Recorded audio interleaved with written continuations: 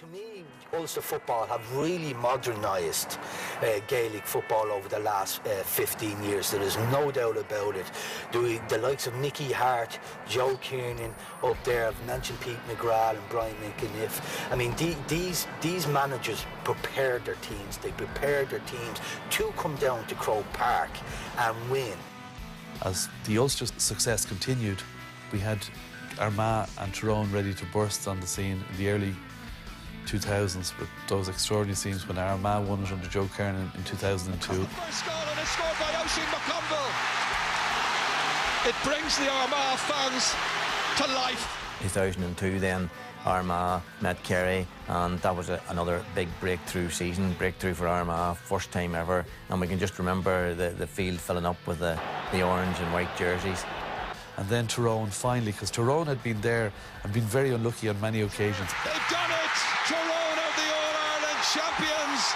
But when Tyrone came and won it, with what was to be one of the great teams that I've seen in recent decades.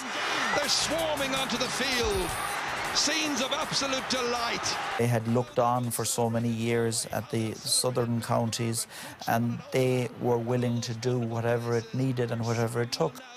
So that 2002 and 2003, with the breakthrough of Armagh and Tyrone, didn't happen by chance. It had been going on much earlier in the 90s, and this was the culmination of it. Well, I think we've seen it in the 2 decades, that it just takes one Ulster team to win, and suddenly the others were looking at each other and saying, well, we should have beaten them whenever, you know. So I think it was really a psychological barrier that had to be crossed.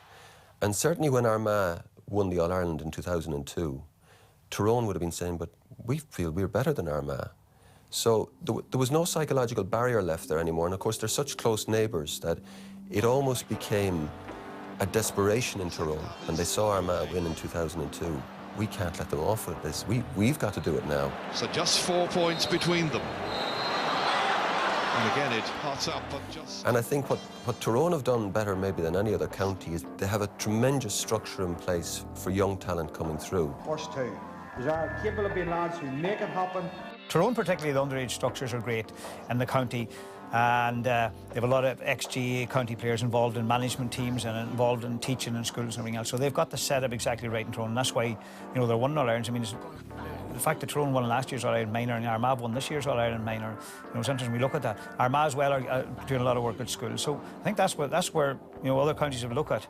But definitely in Tyrone, and then you have Mickey Hart. I mean, he's been involved with the minor, he's been involved with the under-21, involved in the senior, and very good, strong setup. It's nearly like Ferguson and Manchester United at this stage. He's been a long time with them, but he's still able to get the best out of them.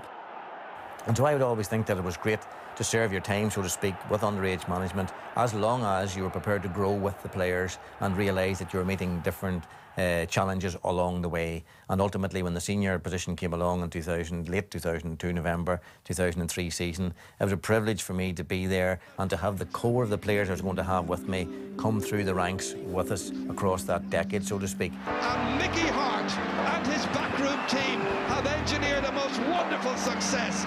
Well, to be honest, when you ask about the All-Irelands that Tyrone have won since 2003 and say, could you pick one ahead of the others, it is almost impossible. It really is, because each in their own way have given us something unique.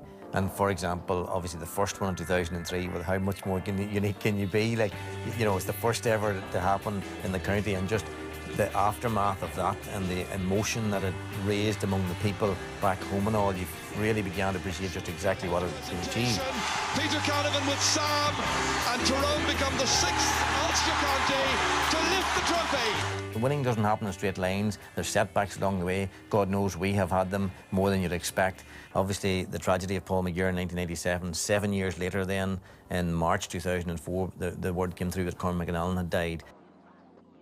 I was on Morning Ireland and I got a phone call from somebody who was working nights and said they were led to believe that Cormac McAnallen was dead. When I got this story, I thought, that cannot be true.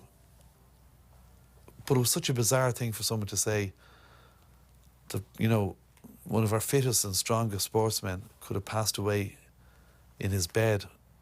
So I waited till around 7 o'clock and I rang a colleague of mine who was with UTV, Adrian Logan from Tyrone.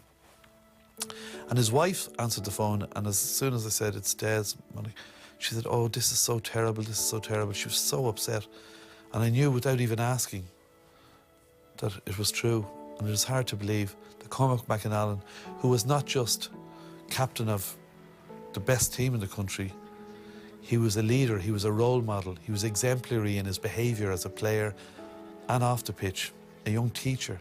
He had so much to give in the future, and it was just taken away so suddenly and in such an inexplicable manner. It's still hard to comprehend.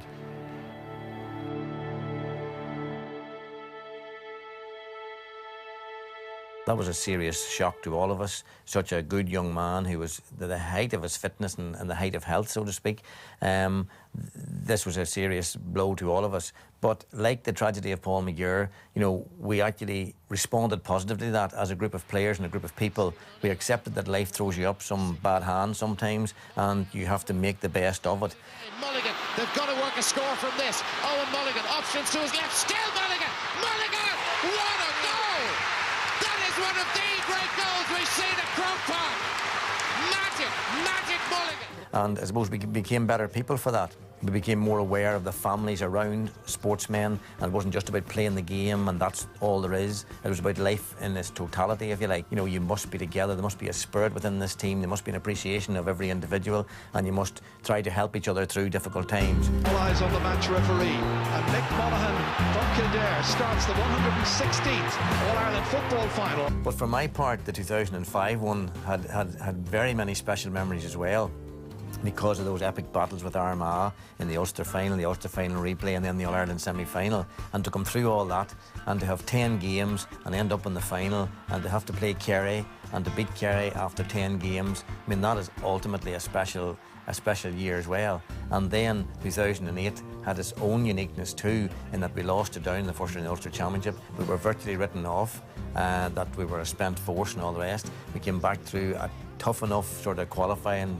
rounds, and to get to the final again, and lo and behold, who was in the final against us? Only Kerry. And to actually pull that game out at the time that mattered most, as Brian Cody says, there's only one time to be ahead, and that's the final whistle. The whistle goes, and Tyrone are the All-Ireland football champions for 2008. And at this stage in time, you have to say Tyrone are way ahead of the rest in Ulster, and you have Armagh coming close second. And the one thing about Tyrone is there's no fear in them, and I think Jack O'Connor and Kerry won't sleep happy until they beat Tyrone in an All-Ireland final.